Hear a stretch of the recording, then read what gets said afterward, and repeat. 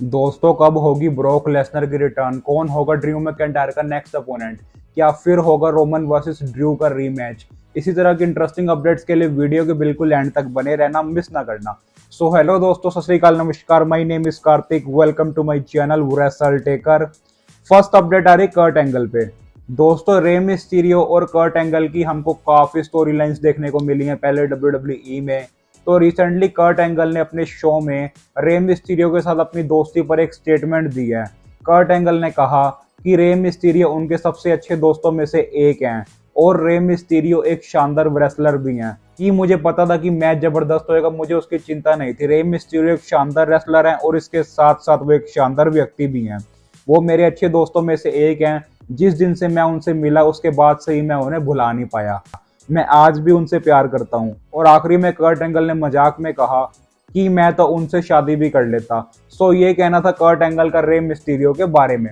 और second update आ रही है रोमन रेंस और ड्रू मैकिंटायर के रीमैच पे। दोस्तों, हम सबको पता है कि क्लैश एट द कैसल में कैसे सोलो सिकोवा की इंटरफेरेंस के कारण ड्रू मैकिंटायर यूनिवर्सल चैंपियनशिप हार गए। तो दोस्तों, जैसे ही ये मैच खत्म हुआ, इसके बाद एक प्रेस कॉन्फ्रेंस में ड्रू मैकिंटायर ने एक स्टेटमेंट दी और कहा, सब चीजें घूम फिर कर एक ही चीज पर आकर रुक जाती हैं। मैं काफी लंबे टाइम से यूके में होने वाले इस तरह के बड़े इवेंट के बारे में सोच रहा था और 30 साल बाद यूके में इतना बड़ा इवेंट हुआ है। मैंने जो सपने देखे थे उससे कई ज्यादा ये मूवमेंट्स खास रहे। मुझे अगर ये मैच कुछ साल पहले मिला होता तो उस टाइम का ड्रू मैकिंटायर अपने साथ गलत होने के गुण गा रहा होता। लेकिन मैं रोमन रेंस को जानता हूँ, मुझे सिचुएशन को बेहतर तरीके से समझना चाहिए था मैच में। मैं बस इस टाइम पॉजिटिव थिंकिंग रखना चाहता हूँ और मैं रोमन रेंस से अगले हफ्ते निपटने के बारे में सोचूंगा। तो दोस्तों, ड्रू मैकिंटायर ने यहाँ पे साफ कर दिया है कि अगले हफ्ते वो रोमन रेंस से एक बार फिर फेस टू फेस हो सकते हैं। तो पॉसिबिलिटी हो सकती है कि ड्रू मैकिंटायर रोमन रेंस के साथ एक रीमैच की डिमांड करें। सो दोस्तों, ये कहना था ड्रू मैकिंटायर का रोमन रेंस के बारे में। और थर्ड अपडेट आ रही है एज और डोमिनिक मिस्टीरियो पर। दोस्तों, recently clash at the castle में हमने देखा कि कैसे मैच खत्म होने के बाद डोमिनिक मिस्टीरियो ने अपने ही फादर और एज पर अटैक कर दिया था, जो कि बहुत शॉकिंग चीज थी। तो इस मैच के बाद एज ने एक ट्वीट किया और लिखा, यूनाइटेड किंगडम को थैंक यू, आज आपने मुझे ऐसा कुछ दिया है जो हमेशा मेरे दिल में रहने वाला है। मुझे लगता है कि आपको दिख रहा होगा कि इस चीज का मेरे लिए क्या इंपॉर्टेंस है और मुझे रे मिस्टीरियो को रिस्पेक्ट देने का भी मौका मिला। ठीक है, अब मुझे अपने मन की बात सभी के सामने लाने का मौका मिल गया है। और आखिरी में एज ने इस ट्वीट में लिखा, डोमिनिक मिस्टीरियो, मैं अब तुम्हें मंडे को रो में मिलूंगा। तो दोस्तों, इसको देखकर लग रहा है कि एज अपने ऊपर हुए अटैक का बदला लेंगे मंडे नाइट रो में। और हो सकता है कि शायद यहाँ से एज वर्सेस डोमिनिक मिस्टीरियो की फ्यूड की भी शुरुआत हो जाए। सो दोस्तों, ये कहना था एज का डोमिनिक मिस्टीरियो के बारे में। और फोर्थ अपडेट आ रही है ड्रू मैकिंटायर के नेक्स्ट अपोनेंट पे। दोस्तों, आपको सबको पता है कि क्लैश एट द कैसल में क्या हुआ, कैसे सोलो सिकोवा की इंटरफेरेंस के कारण ड्रू मैकिंटायर हार गए। एंड दोस्तों, मेन पॉइंट ये है कि जब ये मैच चल रहा था तो ऑडियंस के बीच में कैरियन क्रॉस वहां पर बैठे थे। आपने देखा होगा कि कैसे मैच के अंदर ड्रू मैकिंटायर की भी बहस हो गई थी कैरियन क्रॉस से। तो रिसेंटली कुछ रिपोर्ट्स में ये कहा गया है कि WWE एक्सट्रीम रूल्स की प्लानिंग अगले हफ्ते होएगी। आपको पता ही है कि क्लैश एट द कैसल के बाद अगला सबसे बड़ा मेन इवेंट होगा एक्सट्रीम रूल्स।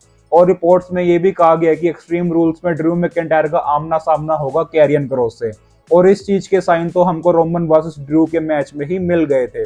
और हो सकता है कि ये मैच एक ट्रिपल थ्रेट मैच हो, क्योंकि दोस्तों ड्रू मैकिंटायर को रोमन रेंस से फाइट करनी है और कैरियन क्रॉस को ड्रू मैकिंटायर से। तो पॉसिबिलिटी हो सकती है कि ये मैच एक ट्रिपल थ्रेट मैच बन जाए। सो देखते हैं इन फ्यूचर क्या होता है। सो ये थी एक छोटी सी अपडेट ड्रू मैकिंटायर के नेक्स्ट अपोनेंट पे। और फिफ्थ अपडेट आ रही है पॉल हेमन पर।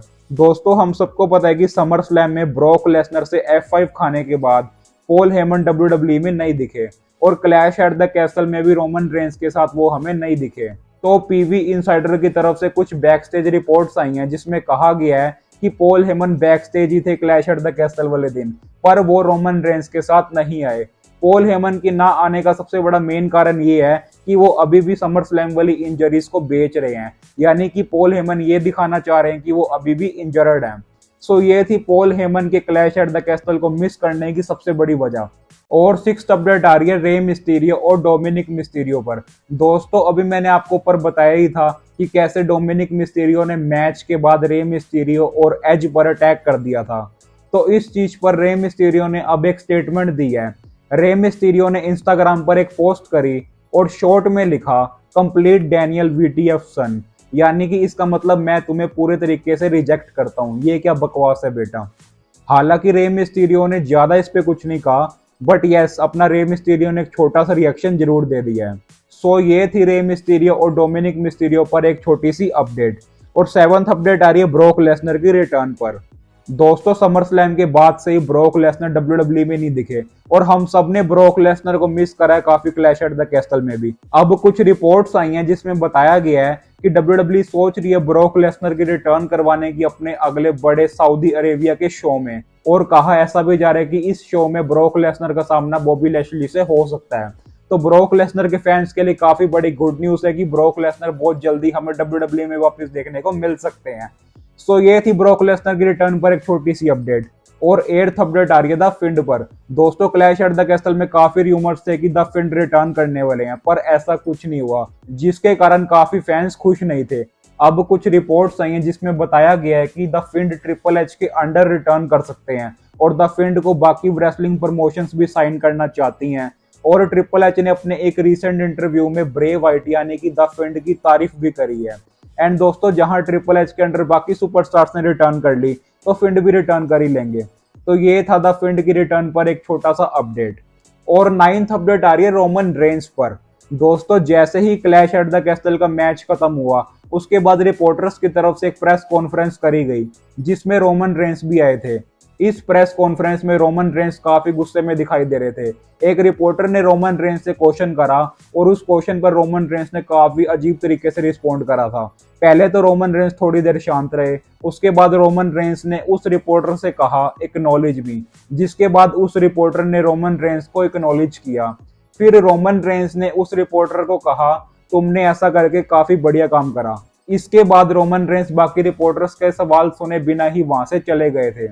इस चीज को देखकर लग रहा था कि रोमन रेंस यूके और वहां के फैंस से काफी ज्यादा गुस्सा है, क्योंकि क्लैश एट द कैसल में यूके फैंस ने बिल्कुल भी सपोर्ट नहीं करा था रोमन रेंस को। और प्रेस कॉन्फ्रेंस में रोमन रेंस पूरी तरह से अपने कैरेक्टर में थे।